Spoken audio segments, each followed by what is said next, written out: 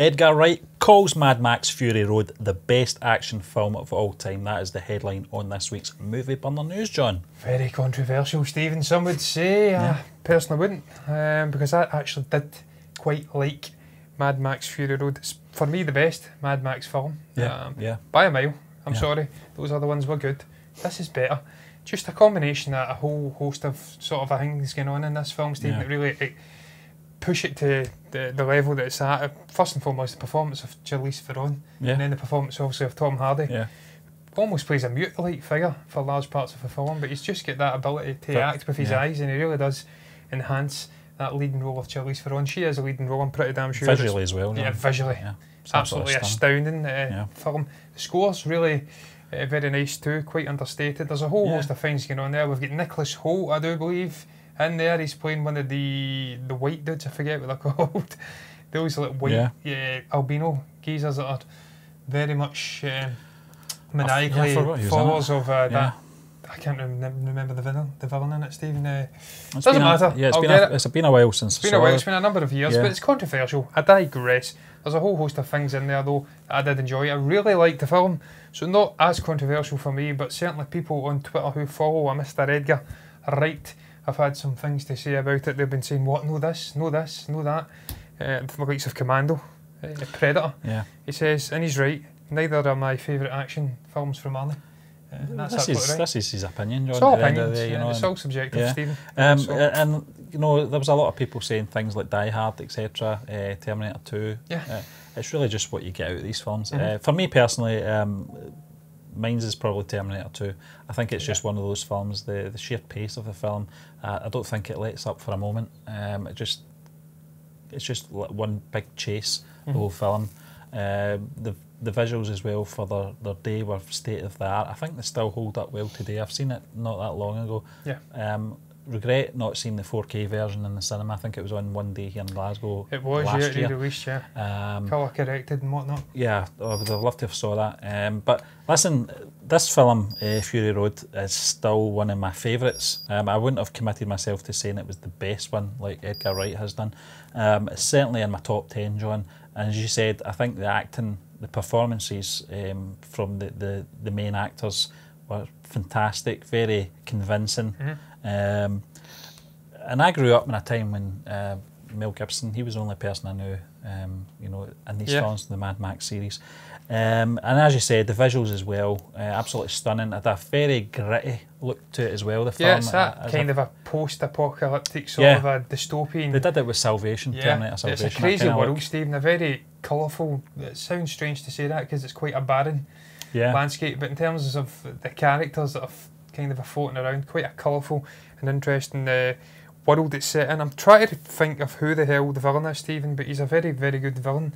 I cannot get him for the life of me. Morton Joe, played by Hugh Keyes, something I can't get his full name, but he was a great villain, kind of understated. He's like this misogynistic figure. He's got various wives and he's using them essentially, and he's sitting on top of this big plateau rock formation, kind of a hoarding all of the water. It's quite interesting, the setup they've got. They've all got resource-rich areas in this barren world, and they use this as sort of a trade, sort of a prospects and stuff to interconnect all the different cities. Listen, John, Edgar Wright's not right or wrong, and this is what he thinks. One of the things about this genre, John, is that I don't mean this in a bad way or anything like that, but you don't have to be the greatest actor in the world to be in an action adventure. It's a good pathway for former wrestlers to go. Certainly, these days, but it's the likes of Van Damme's, the Schwarzeneggers, the Stallones, they've all went down that road. Steve Seagal as well. They've all went down that road of action adventures, and the key to these films for the sort of main lead is to have the charisma. That's really it, to really appeal to that fan base, get them on board, and you're halfway there to make that decent film. Yeah, to be fair, Stephen, in the context of what he actually said, I think he says it's the first time he was testing out the projector at his new home, and he used the Blu-ray version of obviously Mad Max Fury Road, so that's obviously what fueled his desire to come out and say it's still the greatest action film for him. And in fairness, if you're putting it on like a 4K or Blu-ray projecting sort of a system, projector system, and a big kind of a wall set up in your house, such a stunningly crafted and aesthetically pleasing film that, in fairness, I can understand why he's maybe come to that conclusion. We were actually discussing other action films, Stephen, and to be fair, what actually makes an action film, it's quite hard to distinguish. There's a whole host of films you put on the greatest list, the likes of Batman, The Lord of the Rings, Star Wars. Are they really action films? I don't think they are. Certainly when I think of action, I go back to the 70s and the 60s. I think of Bullet, perhaps Dirty Harry, but that's more of a crime, sort of a drama thriller thing. I don't really class that as an out-and-out action. I'd think of Bullet as perhaps a kind of a crime action, and that's one of my favourites. But out with that, Stephen, you've got the likes of Death Wish as well, from Charles Bronson, John. I would say that's action adventure as well. And as you said, 300, Taken, Die Hard. You know, I mean, films like that, Gladiator, technically a period sort of action film. First Blood. So you've got a whole host of great action films. Even the early Bond films, the Bourne Identity, Supremacy, and stuff like that. I thought you said Bond there, John. Yeah, Bond as well. Bond to a degree is action as well. Certainly the Connery films. There's been some really shite Bond films though, so I can't really be fighting for their cause to get up there, and also the upper echelons. But look, you've got the likes of Aliens, Alien. No, see, I see that's more sci-fi. If you were putting them in, they would be the. I would say that's more horror actually. When I think about it, the Alien films, they're Lethal more Weapon. Lethal Weapon is, I grew up in the late 70s, throughout the 80s. The 80s was sort of pinnacle for action, adventure films with the likes of Sylvester Stallone's Rambo series, Cobra as well, which wasn't very good, but you had the likes of Schwarzenegger's Commando. True Lies was the 90s, but you had Commando and The Running Man, those kind of films away from the Terminator films. The Predator film as well, the original Predator film, amazing film. And then getting into the 90s, you had T2, True Lies, as I said, and there was a whole host of ones as well. Jean-Claude Van Damme was coming to the forefront with Kickbox, I think it was. There was another one, Bloodsport as well. Bloodsport, so there's a whole host of the dancing. I think so, I think there was, but that was sort of my period of sort of the pinnacle of action adventure films. We've seen a resurgence of these with the likes of Jason Statham, Dave Bautista, The Rock, Dwayne Johnson, I should say, all coming through, John, in the last few years, the last 10 years. Exactly. And they do it to a degree, and as I said, the likes of... You could make an argument as well, Stephen, that some of the Fast and Furious films have really diverted into the action genre as well, and they're, whilst not my cup of tea, you can't really argue that they're well crafted and technically accomplished films. So I mean, there's a whole host of different films. You get even modern films like Skyscraper. Some people would like that. San Andreas, would they put it at their number one? I'm pretty sure if they're young enough, they might. Getting back to Stratham films, would you class the likes of Lock, Stock and Two Smoking Barrels and Snitch or Snatch? No, I wouldn't say so, John. I'd put them down to sort of kind of crime heist type films, but. Listen, I don't know if you've much more to say on that. It's all subjective, Stephen. My personal one is Terminator 2 as well. It's an absolute modern day classic. James Cameron, Arnold Schwarzenegger. What the hell can you say? Linda Hamilton as well. But listen, just staying on the subject of Dave Bautista, John, this is an article that's come in from slashfilm.com. Zack Snyder's Army of Dead enlist Dave Bautista. This is going to be, I think it's a zombie outbreak in Las Vegas. This is a sort of gist of the film, and whether or not Bautista is going to be the lead role in this, and he's going to bring this sort of, I don't know if it's special forces in, but it's certainly a consortium of people that are good at what they do. The film is a heist film that's sort of in the midst of all this chaos with the zombies. We actually talked about a film on the Blog Rundown. DM Anderson did Rampant, was it? No, it was The Vault. The Vault, sorry. The Vault. And the same kind of premise, instead of it being ghosts, in this case it's going to be zombies, but it's a film that actually appeals to me. I like. What a great cover as well. That's a fantastic. You might want to put a graphic up of that, John. That's poster. A very good one from Zack Snyder there. Playing on the whole card thing, Las Vegas. More interesting, nice. John. It's going to be a Netflix original film as well. I think it's a great.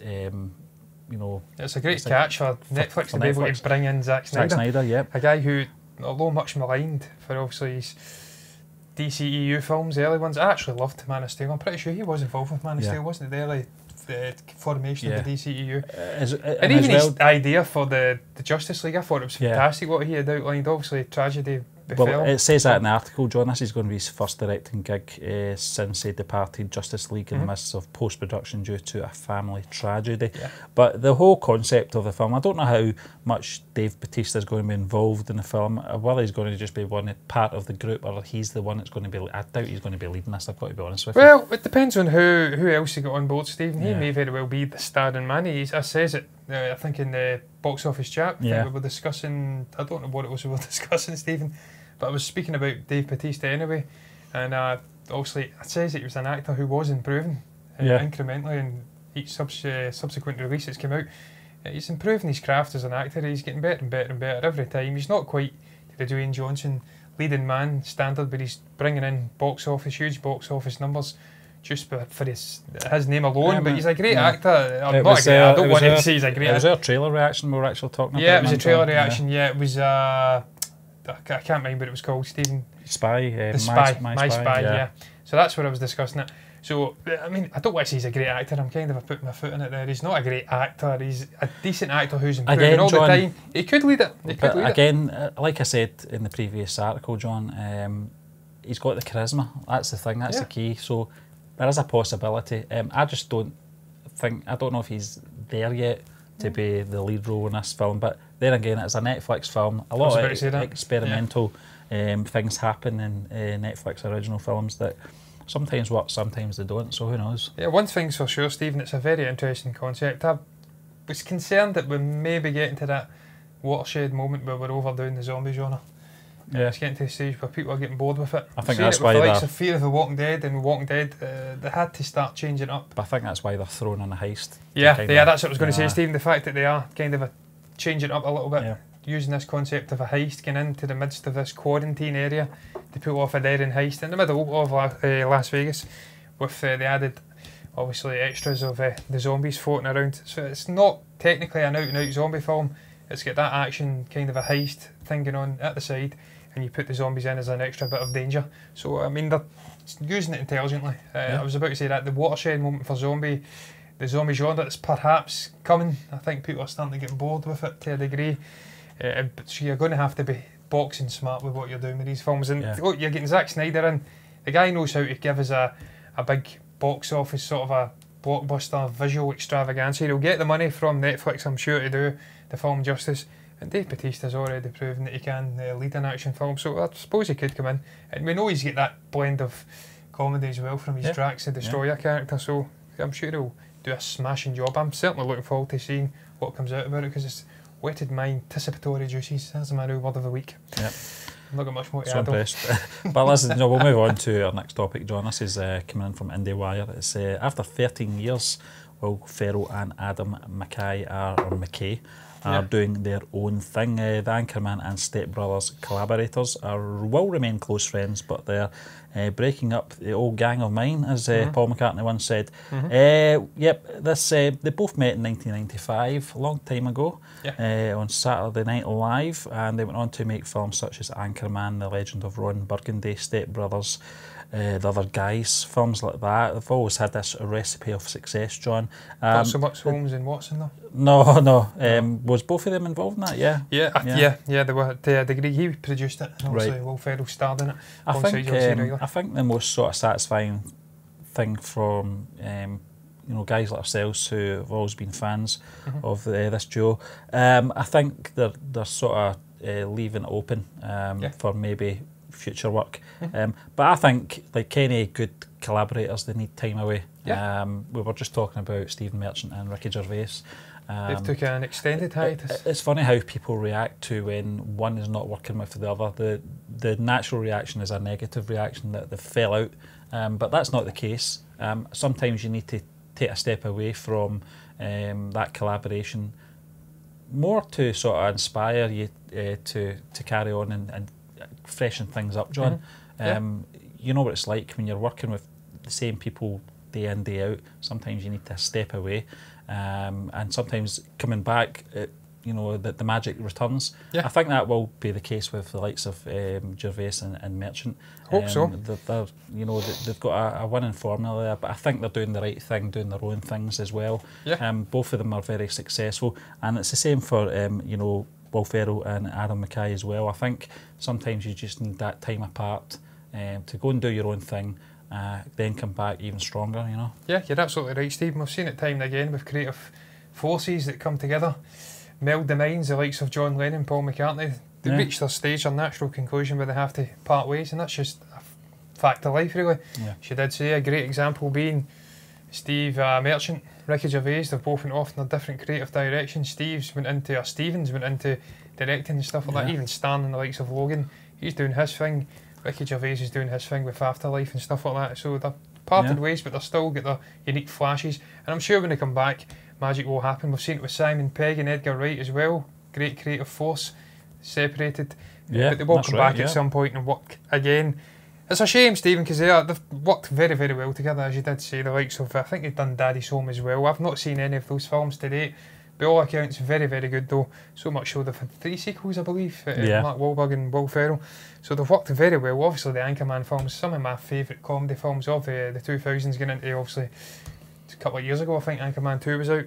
And that was a just incredible film. Just these battles in the middle with all the warring news crews. The likes of Paul Rudd, Steve Carell, just beautifully crafted films. Really funny. And I think you said Step Brothers as well. They've worked together on Step Brothers. So some of the great comedy films of the last 20 years, 15 years have involved these two guys. Their creative minds melding together to make magic happen. And look, you tend to find Saturday Night Live's a fantastic breeding ground for these great comedic minds. They come out of this and then they make magic happen. Then, as I did say, just the natural conclusion, they separate and go off into pastures new. But I'm sure they'll come back at some point, Stephen, and make magic happen once again. But look, it's not going to be the end of Will Ferrell as a creative genius. We see the photo in the article, he's wearing a UPS or an UPS uniform, so maybe that's a guy that's wearing that uniform. He's going to go and do deliveries. Look, I can tell you, well, it's not going to work, mate. I've done delivering. I'm doing delivering. It's not the job for you, my man. You're far too talented. I'm far too talented for it as well, I might add, but look, I'm stuck in it. You're not. Don't do it. But look, Adam McKay, great writer, great producer. He'll do his own thing as well. He'll go off and do magic, and then he'll come back, hopefully, re-energised, and I think so. Hopefully we'll get maybe a Step Brothers too, finally. But listen, John, we'll move on to Holmes and Watson. Yeah, I know. We'll move on to our last article anyway. This comes in from IndieWire again, John. We're absolutely hammering IndieWire this week. But listen, this is in regards to an actual concept that Bruce Lee, the legend that is, it was a concept that he came up with over 50 years ago. This is The Warrior. It's a review in regards to the, Bruce Lee's vision of Chinese in the Old West coming to life in a rowdy, violent life on Cinemax. This is going to be a 10-part series about a martial artist that's stuck in the Tong Wars of the 19th century San Francisco, and it premieres on the 5th of April. So it's already out there.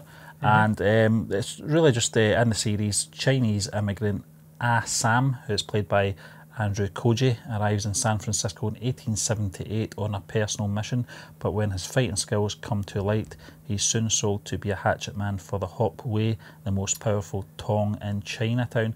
Unfortunately, John, I don't think we get Cinemax over here, do we? But it airs on Netflix in the UK, Stephen. Yes. Apparently it is airing on Netflix, I get it. I'm not entirely sure when. For that, so it can't be out yet, can it? Yeah, well, they're saying here it's going to, well, I've read it's going to air. I hope I'm right. I hope I've not done myself up like a UK channel, it's Netflix. To be announced, to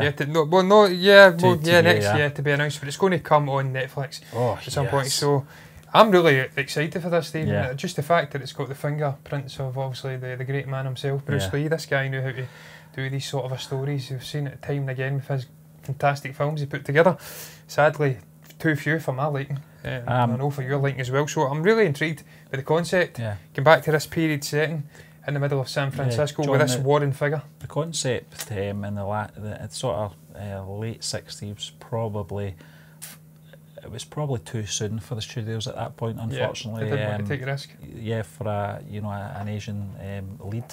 Ironically, Bruce Lee was actually born in America, but ridiculous, isn't it? They did take the concept in the 1970s with the David Carradine Kung Fu series, which you told me was about a total contradiction in itself. God. Employing a white actor to play the role of a Chinese you told me about the eye thing.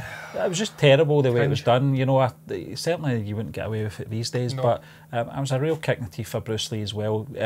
This is a man that, especially this sort of period, who would have read up in a lot of his own sort of, his family's history, what they had to go through and stuff like that. Also, the man was a from great... San Francisco?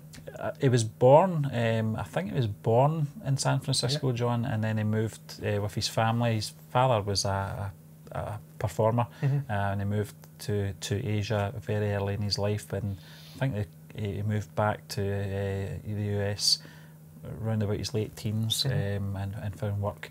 But I don't really want to give you a history lesson on Bruce Lee, but you'll know it yourself. Yeah. But it's really nice to see that, that this idea and the concept is coming to the small screen now, and really just paying tribute to the man as well. I think the Kung Fu series was, as I said, a kick in the teeth to him, because I don't think there was a lot of nods to Bruce Lee and his his idea of this television series at the time. I think it left a bitter taste in his mouth as well. I think that, in fact, if you saw the film Dragon, the Bruce Lee story, there's a little line in there where he's very bitter about it. I don't know in what capacity they're going to be, a few nods to Bruce Lee in this, but it's good to see that in this article that the story and the concept is still very much alive, that people are recognising Bruce Lee's vision for this television series. Now I know that it's going to be readily available to us guys here in the UK. I can't wait to see this now. Yeah, I'll definitely be watching it, Stephen, I have to tell you. It's really got me anticipating it a great deal, reading about the series itself, not just the actual story, which I did say, the period setting, the concept of this guy coming here. He's great fighting skills obviously come to the light of these different warring tribes in San Francisco, and he's thrust into the middle of this sort of a gangland war sort of a setup. It's very intriguing though that I read that there's a whole host of really talented sort of a martial artist figures in here. They're talking about channeling one of them, Koji I think, who trained in Wing Chun and Shai Long Kung Fu, channeling Bruce Lee's inner flair and swagger. Despite his inscrutable manner though, they're saying that there's more fluid, impressive ones in there, the likes of Joe Taslim, a pro judo athlete. So you've got these likes of people, Taekwondo black belts and stuff like that. You've got these incredibly talented guys in there. All these different arts. So, you've got a combination of all these different fighting styles, and they're very fluid. It's very sort of a slick choreographical stuff going on. So I'm excited for it, man. I cannot wait to see it. It's right up my street. The fact that it's Bruce Lee again, its fingerprints are all over it. The great man fought this up. It's just incredible to think it's 50 years worth of legacy, and we're still seeing the effects of this man, even though he's been gone for so long. I think his daughter's absolutely delighted. Shannon, I have to follow her on Twitter. She's always keeping the sort of torch well lit for the legacy that is her father. Such a tragic family as well, Stephen. So it's great to see the daughter still invested in her father's obviously legacy, his estate, and she's keeping things sticking along nicely. So that's fantastic to see. But listen, John, this Warrior television series, now I know it's coming to Netflix. I do have my notifications on my phone, so I'll know exactly when it is released. But listen, that just brings us to the end of this week's edition of Movie Burner News. We would just like to thank you once again for joining us, and we will be back again tomorrow with a blog rundown.